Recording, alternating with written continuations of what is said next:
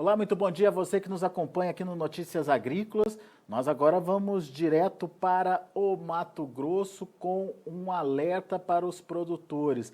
A gente quer contar para vocês o que vem sendo verificado já nas últimas 2 safras e que esse ano, com mais intensidade, tem preocupado os produtores por lá. É uma anomalia, a gente vai falar sobre ela na soja. Uma anomalia que atinge principalmente a produtividade, a formação dos grãos, o enchimento dos grãos, as vagens em si. A gente vai conversar agora com o Silvano Filipeto, presidente do Sindicato Rural lá de Sorriso, e o Leandro Zancanaro, diretor técnico da Fundação MT. Tanto produção quanto pesquisa está aí de olho nessa novidade, nessa anomalia que está acontecendo, para a gente entender direitinho a causa, né, e mais do que isso, as formas de prevenção desse problema que pode trazer consequências bastante significativas aí na produtividade final das lavouras. Senhores, muito obrigado pela participação, Silvano, Zancanaro, obrigado por nos atender aqui no Notícias Agrícolas e nos ajudar a trazer mais essa informação para o nosso público. Silvano, começo com você, eu queria ouvir seu relato. Há quanto tempo vocês vêm detectando esse problema? É um problema da região, está se espalhando? Enfim, conta um pouquinho para a gente do que está acontecendo por aí, Silvano. Bom dia a todos, né? Todos os agricultores que assistem a gente aí. Bem, os primeiros relatos começaram na safra 18/19. A gente ouviu falar, mas foram relatos isolados, em poucas lavouras. Em 2019 para 2020, a gente já ouviu falar em algo maior e principalmente nas áreas irrigadas. E agora, neste ano, um produtor, o que nos atentou muito foi um produtor que veio aqui no sindicato, dizendo que ele tinha um pivô dele, que ele achava que estava com mais de 50% afetado. Eu achei um pouco de exagero, porém, peguei e fui lá na fazenda do produtor e realmente a gente ficou um pouco assustado lá com o que a gente viu. E aí, após isso, como começou a repercutir, a gente postou aqui nos grupos do sindicato e tal, a gente começou a chegar mais relatos para a gente. E aí a gente descobriu também que não é só de área irrigada, que é de área de sequeiro. Tem área de sequeiro também que está aparecendo, porém, em menor quantidade, ou é em menor quantidade, ou porque foi plantado depois da área irrigada, né? Então está começando a aparecer agora os problemas.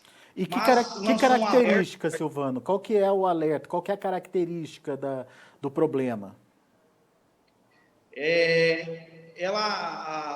Essa anomalia, ela começa a entrar ali onde se gruda as vagens, onde a vagem, ela no hilo da vagem ali, onde ela começa a abrir ali nessa abertura da vagem e a doença ou a anomalia entra ali e começa a danificar o grão, começa a apodrecer o grão, entra fungos ali, bactérias e começa a apodrecer o grão. Então o grão começa a estragar e perder peso, né? Ô Zancanaro, ajuda a gente a entender o que a pesquisa está identificando, enfim, o que dá para falar até agora desse problema. Dá para dizer se é doença, se é bactéria, se é fungo, se é vírus? Já tem essa conclusão? Bom dia a todos, obrigada pela oportunidade. A Fundação Mato Grosso está sempre à disposição de vocês. Antes de começar a falar, eu preciso reconhecer que a Fundação Mato Grosso está interagindo, está estudando esse fato, está interagindo com vários produtores aí de Sorriso e também, muito importante ressaltar, interagir também com vários profissionais da área da agronomia, os consultores técnicos. Quero destacar aqui o Juliano Diniz, um profissional que trabalha muito, está se dedicando muito tempo sobre isso.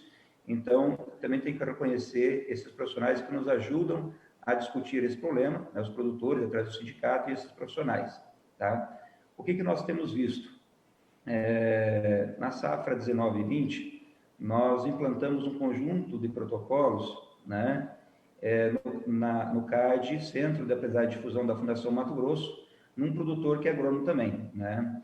E lá, esse profissional, que é o Jean, junto com colegas consultores, principalmente o Juliano Diniz, quem eu agradeço muito, nós avaliamos uma série de observações. Primeiro de tudo, é o seguinte, existe, nesses ensaios ficou nítido que existe, desde o ano passado, 19 e 20, como 20 e 21, uma diferença entre materiais mais sensíveis e outros menos sensíveis. Dá para dizer que este ano a intensidade está aumentando em relação ao ano passado. O primeiro fato é que há diferença da reação entre cultivares. Segundo fato é que nas safra 19 e 20 e 20 e 21, pelos relatos históricos, né, foram duas safras com o início da chuva mais irregular e com intensidade variável, ou seja, são anos que a precipitação demorou mais para estabilizar e também com menos precipitação na safra 2021 do que no 19 e 20, em relação aos anos anteriores. Então, são 2 anos que tem uma ocorrência diferenciada em termos de estabilização e intensidade de chuva. Então, esses dois fatores diferença varietal associada a condições meteorológicas, podem ter exposto, né, facilitado esse fato. Nesses ensaios, nós também temos, mesmos ensaios com variedades, nós tínhamos ensaios com aplicação e não aplicação de fungicidas. Onde aplicou-se fungicida, a ocorrência, onde não aplicou fungicida, a ocorrência é bem maior do que onde aplicou. Mas o fungicida, por mais robusto que seja o programa, nunca resolveu o problema. Então, na nossa opinião, existe uma influência genética associada à condição meteorológica dos últimos 2 anos, principalmente nesse último ano, 2021, em que a ação do fungicida é muito mais uma consequência, ele ameniza o problema. Para nós, da Fundação Mato Grosso, e devido aos trabalhos da nossa equipe de fitopatologia, associada com outros fitopatologistas da região, da Embrapa e da Universidade Federal do Mato Grosso, não dá para dizer que é uma nova doença. A ação do fungicida em amenizar é muito mais uma consequência do que não é possível dizer que é uma doença nova. Para nós da Fundação Mato Grosso, estamos estudando, estamos contando com a ajuda desses consultores, volto a salientar, principalmente o Gerando Diniz, estamos interagindo com a Embrapa Londrina, quero agradecer a Embrapa Londrina, né, alimentando informações. Para nós é alguma coisa que está expondo a vagem a um ataque de micro-organismos. Aí, como consequência, haveria essa ação dos micro-organismos, mas como consequência. Quer dizer, é uma mistura aí genética com climática e dá uma condição para a planta que ainda não está muito claro para a pesquisa, mas uma condição que propicia esses acontecimentos, esses apodrecimentos aí da vagem e dos grãos, certo? Na nossa opinião, né, esse estresse, essa combinação que você falou, abre porta para micro-organismos atuarem nas vagens e causar esse efeito visual que é o apodrecimento das vagens. Para nós é isso. Existem outras hipóteses, né? Por exemplo, quando você não sabe a causa, você não pode ignorar nenhuma hipótese, né? Por exemplo, para nós é alguma coisa relacionada a alguma coisa que está abrindo a porta de entrada na vagem para ataque de micro-organismos.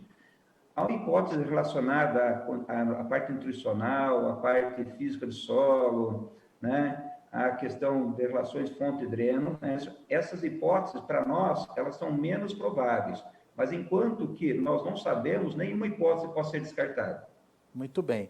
Agora, tem alguma característica especial aí do produtor que está tendo esse problema? Vocês citaram aí o caso da soja irrigada, mas o Silvano também falou que já começa a haver relatos em soja de sequeiro. Quer dizer, não é uma característica só de umidade, então, mas é uma característica de pivô, de proximidade com alguma região, proximidade com alguma área diferente, uma condição de solo diferenciada? Tem alguma característica ligando esses fatos, Zancanaro? Bom, o Silvano, ele mora em Sorriso, é a região onde o ano passado, na safra 19-20, começou-se a discussão, na safra 20-21, onde iniciou-se a discussão, né? Então o Silvano pode até complementar. O que a gente nota que as primeiras observações dessas duas safras foi em Sorriso e algumas regiões, mais especificamente o mais intenso em alguma região de Sorriso, da região do Grande Sorriso. Então, o Sorriso é a região que, desde o ano passado, como esse ano, né, puxou a discussão. Mas, por exemplo, eu estou em Nova Mutum, que fica a 150 quilômetros de Sorriso. Aqui na nossa área experimental estou hoje, também começou a ocorrer com frequência, em alguns ensaios nossos, com maior e menor intensidade. Então, ao redor da região médio-norte é onde se concentra mais, e Sorriso mais ainda. Mas isso está sendo observado em outros locais também, né? O que eu quero dizer assim, você perguntou sobre a questão de alguns outros fatores. Por exemplo, eu já falei que o ano passado e este ano nós observamos variações entre cultivares. Nós falamos das questões climáticas dessa safra e da safra passada em relação às anteriores. Falamos um pouco que nós observamos que os fungicidas amenizam o problema, mas não resolvem. Você perguntou a questão de solo.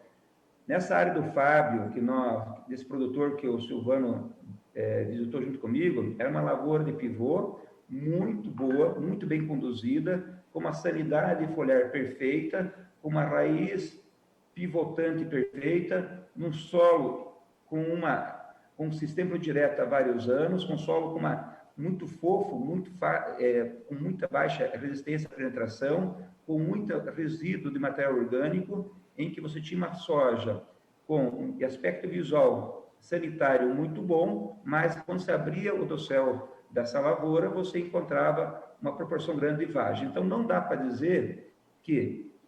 afirmar que esse fato está relacionado a uma prática de manejo isolada de solo ou de outras práticas. Nos pivôs, aconteceu primeiro esse ano, porque foram as primeiras áreas semeadas, devido à irregularidade da chuva. Então, começou a se discutir nos pivôs por causa disso.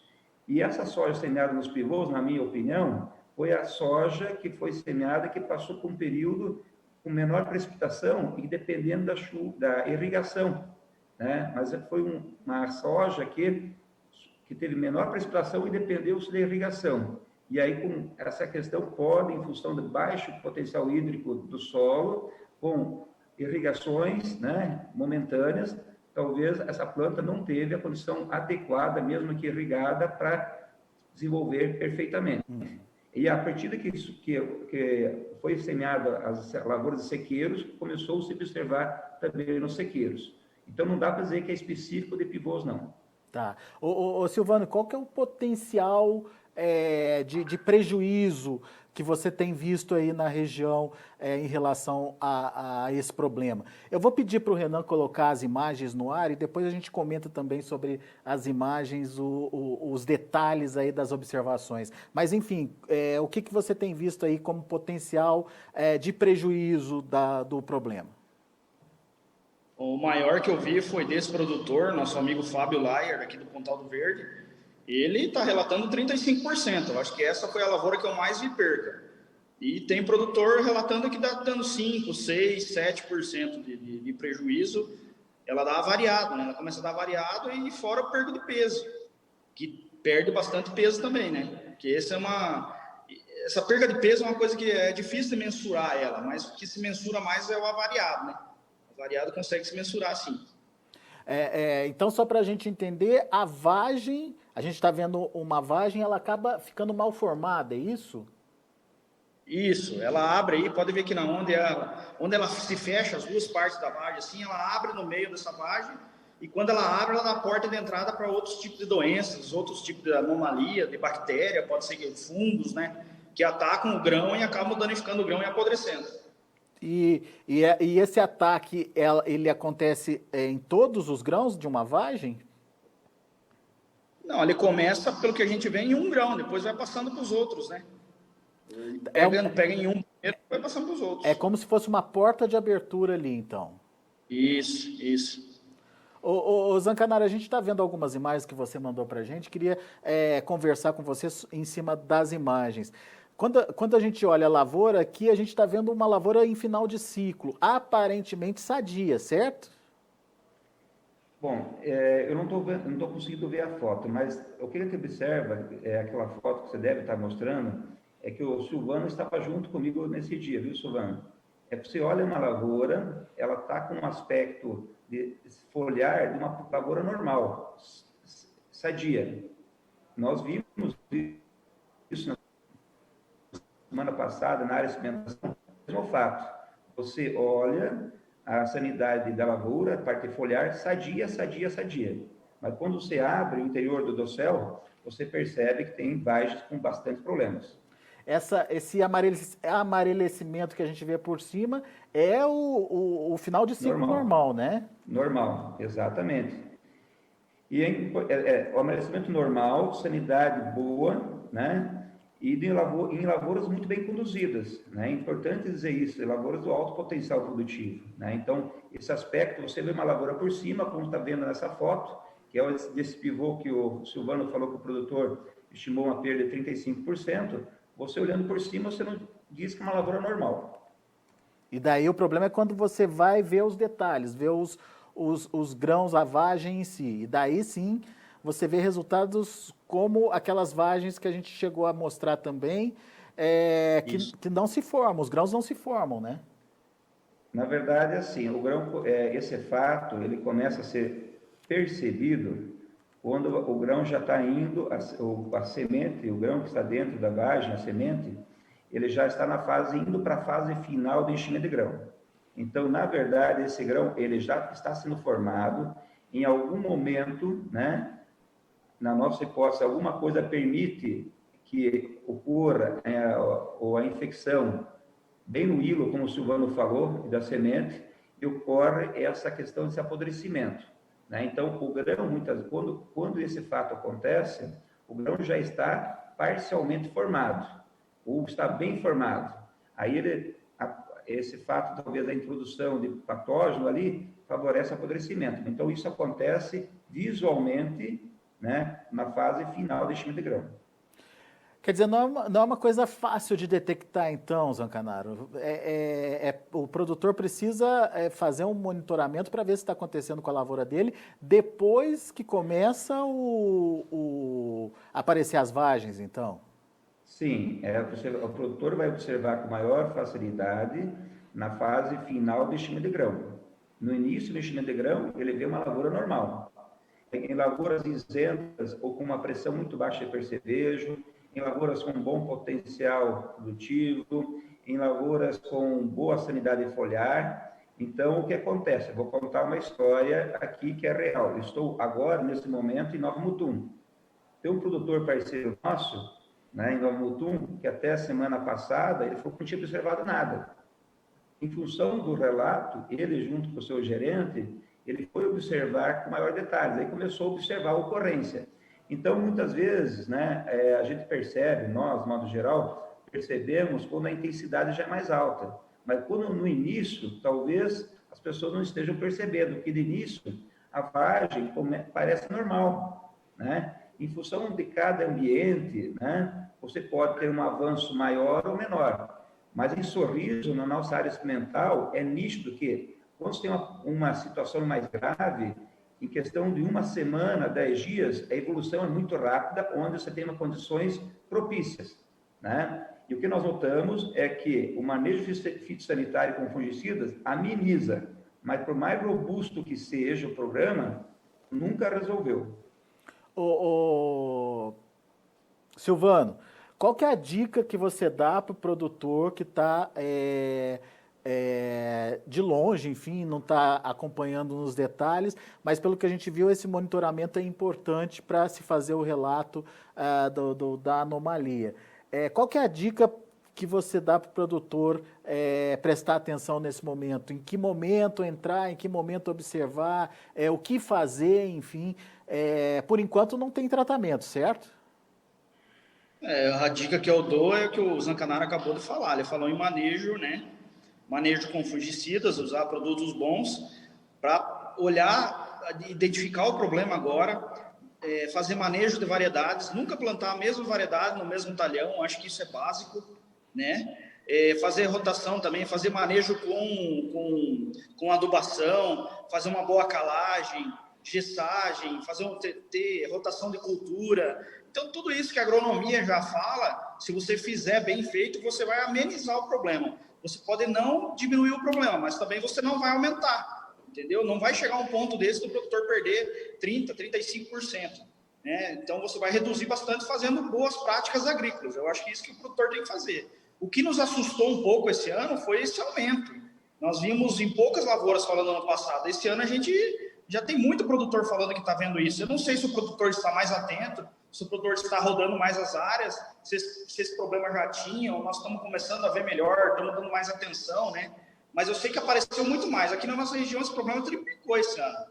Está 3 vezes maior que o ano passado. Isso chamou a atenção do Sindicato Rural, por isso eu entrei em contato com o Leandro Zancanaro da Fundação, com o Zé Antônio da Fundação, e aí a gente começou a percorrer as áreas e atentar o produtor para esse tipo de problema. Abrir os olhos do produtor para ele começar a olhar a lavoura dele e perceber isso. E, mediante a isso, procurar fazer um manejo bom a partir do ano que vem, com fungicidas, com variedade, com adubação, com boas práticas agrícolas no solo, né? Então, é um conjunto de fatores que leva a colher bem e é um conjunto de fatores que leva a colher mal. Então, você tem que tentar fazer o melhor possível dentro da sua propriedade. Muito bem. Ô Zancanaro, tem um perfil de variedades que estão sendo mais atacadas ou mais perceptíveis o problema? É aquela variedade mais precoce, é uma variedade mais tardia? Ou está meio que misturado isso? Não dá para dizer exatamente se tem um perfil da variedade atacada? Você falou que tem variedades diferentes com graus diferentes de ataque, certo? Perfeito. A gente percebeu, sim, desde o ano passado, os ensaios de trim de variedades, o ano passado e este ano, que tem variedades com maior ocorrência, intensidade de ocorrência e outros menores. O que me parece, né? Então, o que acontece é que os primeiros materiais semeados, implantados, são os que sofrem mais. Por quê? Porque, na verdade, eles são expostos numa condição mais propícia para esse fato.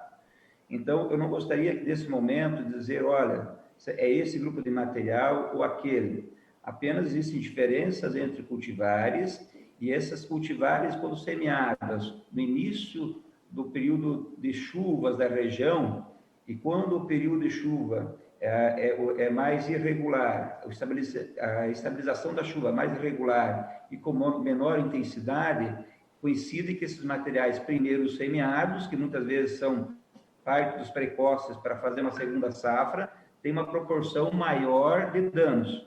Mas ainda nós não podemos falar que só ocorre com esse grupo de material, porque nesses materiais que mais estão acusando hoje, eles também são semeados em condições que, na minha opinião, favorecem mais ao fato. Então, a minha opinião é essa combinação de cultivares mais e menos expostos, suscetíveis, associada à questão do ambiente que propicia mais ou menos o fato. Muito bem. Se a gente, o ano que vem, tiver uma regularização climática, pode ser que o problema desapareça. Ameniza. Eu imagino que possa e vai ocorrer isso. Muito bem. Vamos acompanhar de perto, então, senhores. Infelizmente, o nosso tempo está acabando aqui, mas, Silvano, eu gostaria de ouvir as suas considerações finais. Enfim, qual é a mensagem que a gente pode deixar para o produtor que está ouvindo a gente nesse momento? Bom, dizer que o Sindicato Rural de Sorriso está à disposição. Nós estamos atentos a todos os problemas, sejam eles fitossanitários, sejam eles tributários ou todo tipo de problema. O sindicato está de portas abertas para receber o produtor rural de Sorriso.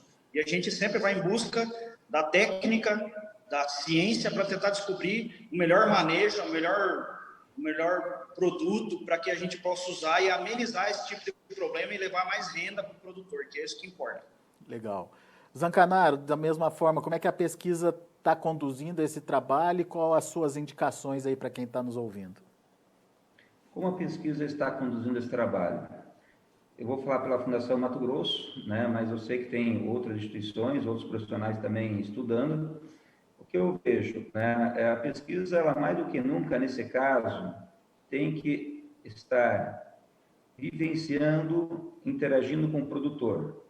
né? Porque não é um fato que nós vamos resolver só pelo protocolo tradicional, que é uma interação, uma combinação de fatores simultâneos. Então, a pesquisa, ela tem que interagir com o produtor, ela tem que interagir com os profissionais da área técnica. Volto a reconhecer aqui em Sorriso, tem um grupo de consultores profissionais que estão se dedicando muito para isso. Quero reconhecer em público a dedicação do Juliano Diniz, né? Então, uma interação entre a pesquisa, produtor, profissional e área técnica. E até mesmo entre as instituições de pesquisa, nós precisamos interagir. Por exemplo, nós entendemos que não basta só dizer assim, olha, existe diferença varietal, provavelmente existe uma interação varietal com o ambiente, condições meteorológicas, e que o fungicida ameniza, e que não é, para nós, não é uma doença, o fato da ação do fungicida é uma consequência. Não basta falar isso, nós precisamos entender isso. Daí entra a importância da Embrapa, das universidades, que contém uma condição de fazer uma pesquisa mais profunda. Precisamos entender a causa, não só o efeito. Então, eu vejo que a pesquisa tem que trabalhar dessa forma, e este é um exemplo bem típico. O que eu vejo como sugestão ao produtor? O produtor, sim, ele está angustiado porque afeta a renda dele. O que ele tem que fazer é fazer todas as práticas de manejo da melhor forma possível, né? Embora não sabemos qual é a causa principal, quais são a interação entre fatores que causam o problema, qual é a recomendação? Fazer todas as práticas da melhor forma possível. Fazer todas as práticas da melhor forma possível não implica em fazer de tudo do que te falo, e sim fazer melhor aquilo que realmente tem respaldo técnico científico. Essa é a nossa sugestão. Nós acreditamos que o produtor, ele sempre vai buscar maior teto produtivo, né? E que esse fato está associado a cultivares e também condições meteorológicas. No ano que vem, então, na minha opinião, se as condições meteorológicas forem diferentes, bem provável que vamos ter menor ocorrência disso. E maior segurança ainda se ele fizer boas práticas no todo da sua lavoura. Muito bem. De qualquer forma, as boas práticas continuam ajudando a manter aquele potencial produtivo que não foi afetado aí, no mínimo, né, Zancanaro, que não foi afetado pelo problema. Senhores, muito obrigado, viu, pela participação, pela disponibilidade de vocês de estar dividindo um pouquinho dessa experiência. É uma experiência não muito boa para o produtor, né, Silvano? O produtor aí está trabalhando bastante para ter bons resultados, enfim, tudo que mexe na produtividade, consequentemente, mexe na renda do produtor, no lucro do produtor, e nada disso a gente quer que aconteça. De qualquer forma, fica o alerta para que os produtores monitorem melhor as lavouras. Como o Zancanaro colocou, não existe um sintoma visível na planta em si, você precisa observar o que está acontecendo de fato nas vagens, né, na granação da sua lavoura, para perceber o problema, e isso exige um monitoramento. Fique atento para ver o que está acontecendo aí na sua região, na sua lavoura. Muito obrigado, viu, senhores? A gente volta a conversar. Quando tiver novidade, por favor, nos avise aqui também. Um grande abraço para vocês e até a próxima. Valeu. Muito obrigado. Tá aí, Silvano Felipeto, presidente do Sindicato Rural de Sorriso, Leandro Zancanaro, lá da Fundação MT, aqui com a gente, trazendo mais informações sobre essa anomalia da soja. Eles não querem usar o termo doença ainda, porque ainda não dá para dizer que se trata de uma doença nova da soja. Por enquanto, as expectativas, ou pelo menos os estudos, estão mostrando que pode ser uma combinação de uma reação genética, né, de determinadas variedades a uma condição climática diferenciada de estresse maior, e que isso pode, de alguma forma, ter gerado essa anomalia, mas é uma anomalia que está trazendo prejuízos. Você viu o relato do Silvano falando aí de prejuízos de até 30% nas lavouras em algumas regiões, algumas outras regiões menos, esse potencial de perda é menor, de 5% a 10%, mas enfim, é uma perda que nesse momento não pode acontecer, não deve acontecer em função do rendimento, da lucratividade aí para o produtor e para a produção. A gente vai ficando por aqui, agradeço a sua atenção, a sua audiência. Na sequência, a gente volta com as informações do mercado do boi. Continue com a gente.